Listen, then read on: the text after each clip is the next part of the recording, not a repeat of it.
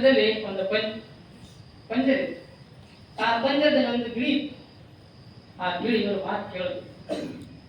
ಗುರುವಿನ ಉಪದೇಶದಿಂದ ಮನುಷ್ಯ ಬಂಧನದಿಂದ ಮುಕ್ತ ಆಗ್ತಾನೆ, ಬಂಧನದಿಂದ ಬಿಡುಗಡೆಗೊಳ್ತಾನೆ. ಈ ಮಾತು ಕೇಳೋಣ ಗಿಳಿ ಅವರನ್ನ ಕರೀತು.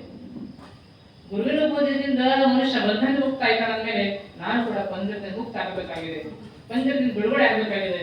ದಯವಿಟ್ಟು ನನಗಾಗಿ ಗುರುವಿನ ಹತ್ರ ಬಗ್ಗೆ ನಾನು ಉಪದೇಶ ಕೇಳು. ಆಯ್ತು ಅಂತ ತಿಳ್ಕೊಂಡು 4 ಜನ ಮತ್ತೆ ಯಥಾ ಪ್ರಕಾರ ಮರುದಿವಸ ಪ್ರವಚನ ಮುಗಿತು. ಎಲ್ಲಾ ಜನ ಹೋದರು. 4 ಜನ ಅಲ್ಲೇ ನಿಂತಿದ್ರು. ನಿನ್ನೆಲ್ಲ ಘಟನೆ ಹೇಳಿದ್ರು. ತಮ್ಮ ಪ್ರವಚನ ಕೇಳಿ ನಾವು ಹೋಗಬೇಕಾದ ದಾರಿ ಮಧ್ಯೆ ಒಂದು ಗಿಳಿ ಇತ್ತು. ನಾವು ಹೇಳ್ತಾ ಇದ್ದೇವೆ, ಗುರುವಿನ ಉಪದೇಶದಿಂದ ಕೇಳೋದ್ರಿಂದ ಮನುಷ್ಯ ಬಂಧನದಿಂದ ಮುಕ್ತ ಆಗ್ತಾನೆ, ಬಂಧನದಿಂದ ಬಿಡುಗಡೆಗೊಳ್ತಾನೆ.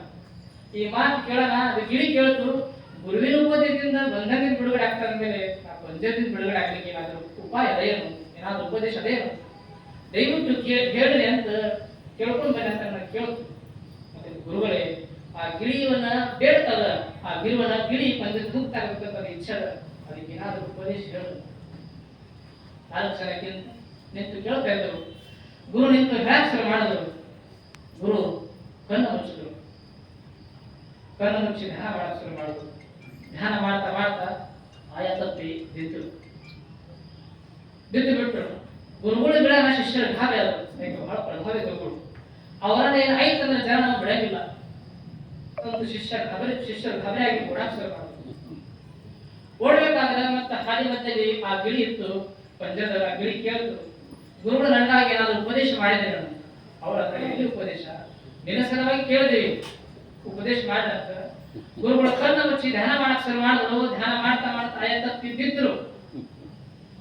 ಬಿಡೋದ್ರಿಂದ ಅವ್ರಿಗೆ ಏನಾದ್ರು ಆಯ್ತು ಅಂದ್ರೆ ಜನ ನಮ್ಮನ್ನು ಬಿಡಂಗಿಲ್ಲ ಅಂತ ತಿಳ್ಕೊಂಡು ನಾವು ಓಡಾಕ್ ಶುರು ಮಾಡ್ತೀವಿ. ಓಡಿದಾಡ್ತೀವಿ. ಊರ್ ಹೊರಗೆ ಹೋಗಿ ಒಂದು ಮಾನವ ಗಿಡಗಳು ಕುಂತು ವಿಚಾರ ಮಾಡಕ್ ಶುರು ಮಾಡ್ತೀವಿ. ಗುರುಗಳಿಗೆ ಏನಾಗಿರ್ಬೇಕು, ಯಾಕೆ ಬಿದ್ದಿಲ್ಲ, ಈಗ ಬಂದು ಯಾರು ಎಬ್ಸಿರ್ಬೇಕು. ಈಗ ವಿಚಾರ ಮಾಡ್ತಿದ್ದ ಅಷ್ಟೊತ್ತಿಗೆ ಅಲ್ಲಿ ಗಿಳಿ ಬಂತು ಹೇಳ್ತು, ಸದ್ಭಕ್ತರೇ ನಮಗೆ ಧನ್ಯವಾದ. ಅವ್ರಿಗೆ ಆಶ್ಚರ್ಯ. ಅವ್ರು ಕೇಳ್ತಾರೆ, ನೀ ಅದೇ ಗಿಳಿ? ಹೌದು, ನಾನು ಅದೇ ಗಿಳಿ. ಪಂಜರದ ಗೌಡರ ಮನೆಯಲ್ಲಿರುವಂತ ಪಂಜರದ ಗಿಳಿ ನಾನೇ. ಅವರು 4 ಜನ ಕೇಳಿದ್ರು, ಇಲ್ಲೇ ಬಂದ. ಆ ಗಿಳಿ ಹೇಳ್ತಾ ಗುರುವಿನ ಉಪದೇಶ. ಅವ್ರಂದ್ರೆ ಗುರು ಏನೋ ಉಪದೇಶ ಮಾಡಿಲ್ಲ, ಇಲ್ಲೇ ಬಂದಿ. ಆ ಉಪದೇಶ ನಿಮ್ಗೆ ಅರ್ಥ ಇಲ್ಲ, ನನಗೆ ಅರ್ಥ ಆಯ್ತು. ಅವ್ರು ಕೇಳಿದ್ರು, ಏನು ಉಪದೇಶ ಮಾಡಿದ್ರು? ಯಾವಾಗ ನನ್ನ ಬಿಡುಗಡೆಗಾಗಿ ತಾವು ಗುರುವಿನ ಕೇಳಿದ್ರಿ, ಗುರುಗಳು ಏನು ಮಾಡುದು?